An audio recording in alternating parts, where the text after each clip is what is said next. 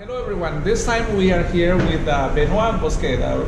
My friend Benoit Bosquet, you are working with World Bank, and the first time when I met you was several years ago. Many years ago. Many years ago, exactly. And we started working in the FCPF, right?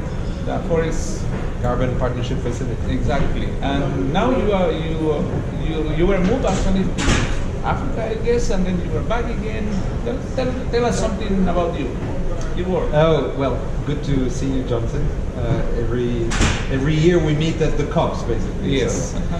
So I'm the Director for Environment and Natural Resources at the World Bank, covering Africa, East Asia Pacific, and Europe and Central Asia. And then with a special focus on forests as well. On forests.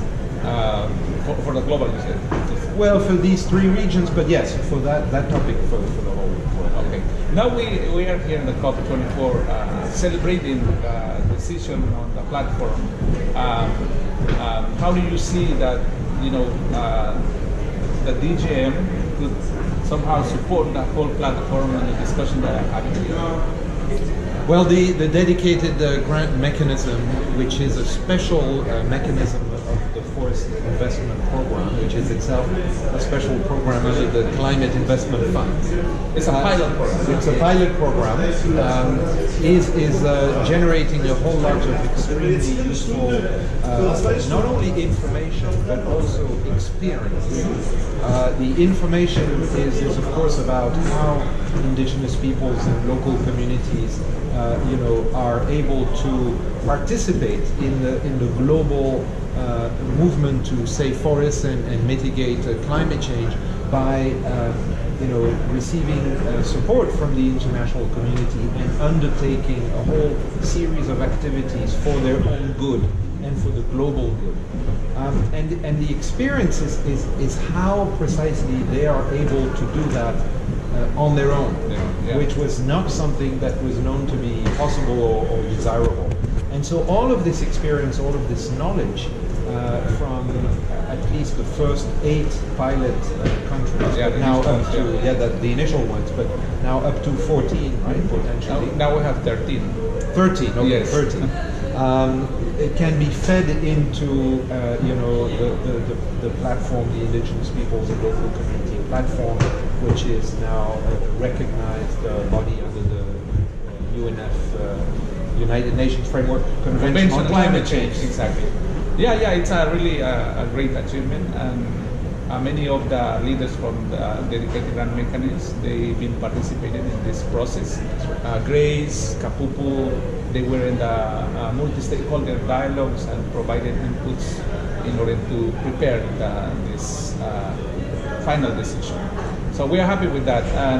And how do you see in the future, the World Bank involving in the second phase, or what about DGM? People's talking about, it's pilot, we have started with this, and what else is coming after this?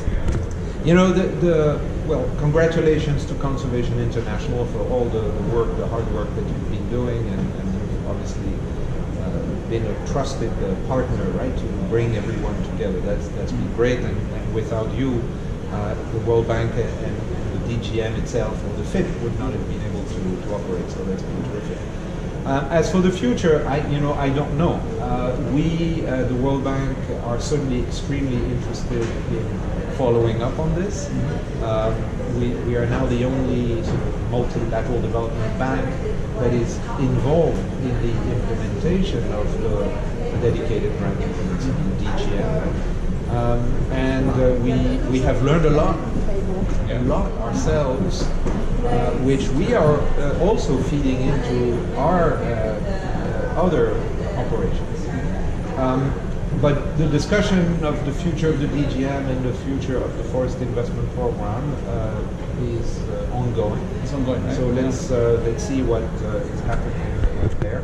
Certainly, we are keen to continue partnering with local communities, indigenous peoples, and those who can help them come together.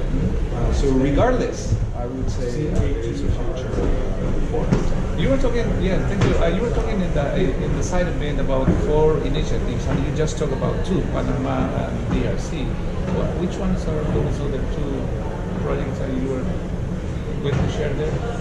In Panama, you said that you have a program with indigenous people, right? Correct. It's a new project funded directly by the International Bank for Reconstruction and Development, which is the World Bank financial mechanism for the middle income countries. So Panama is one of those. And $80 million was approved by the World Bank's board of just directors just for Panama to support the National Indigenous Peoples Development Plan, which is terrific, right? And it goes beyond forests, it goes into education and health and service delivery as well as infrastructure, and it covers the 12 main indigenous congresses.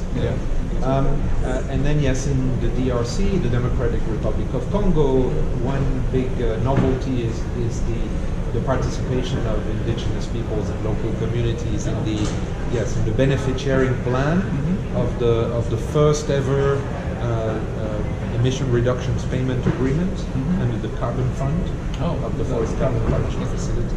So they've been very involved in the negotiations, and now there's a formal commitment that they will be among the beneficiaries of the revenues of the resource flow under that first contract. What information about that project could be shared? I mean, is there any website for our colleagues to have access? Because some of the friends are asking, how RED projects are working. It would be really interesting to share that. Absolutely. This is also an important development because indigenous peoples and local communities at the initiation of RED Plus were extremely skeptical, if not hostile. And we are keenly aware of that. And all these years we have worked together, and now we have a first example of such a contract, and it's called an ERPA, ERPA, Emission Reductions Payment Agreement. It is, if it's not yet available on the website of the Forest Carbon Partnership Facility, it will be soon, because it is a public document. And indeed, I would certainly encourage our viewers, especially those from indigenous peoples and local communities, to take a look at what was done there. It's one possibility. It doesn't have to be the model. I'm sure there are many others, different countries, different contexts, different biomes.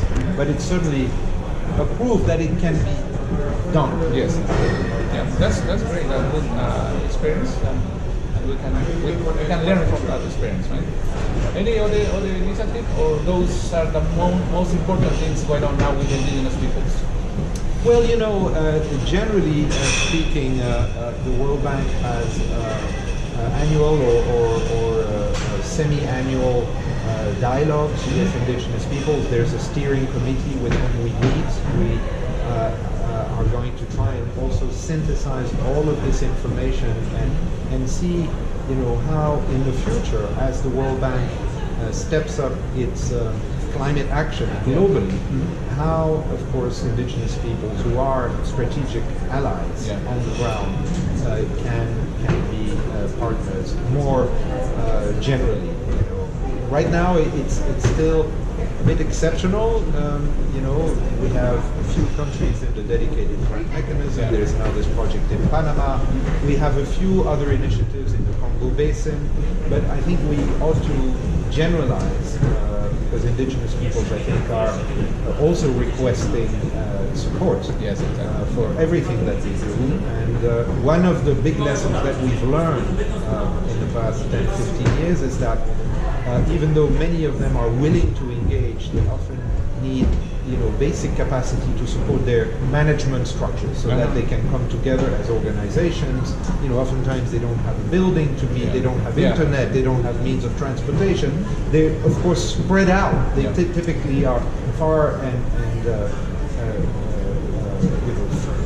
very far out of our own offices, etc. So it's difficult to reach them. So building the capacity of their structures to communicate and to understand what is going on in the world, and then feed back to us, to all of us, what they want, what they see, what they can do, their knowledge, their traditional cultures, all of that is extremely important. Great, and I think with the dedicated grant mechanism, the experience that we have had with the leaders, that would be really important to share with other colleagues also in countries and in the World Bank as well. Absolutely. And one thing that I should have added is that of course now the World Bank has formally adopted the free, prior, and informed consent. Okay. So we now have that as part of our DNA, and I think that is also a major development. Yeah, that's great, because indigenous organizations have been requesting for the money for a long time. Absolutely, that's great. It finally happened last year, and this new environmental and social framework, which includes this principle for indigenous people, is now operational. Okay. Thank you very much, Benoit. Absolutely, pleasure. Absolutely. Yeah. Nice to see you. Likewise. All right, thank you.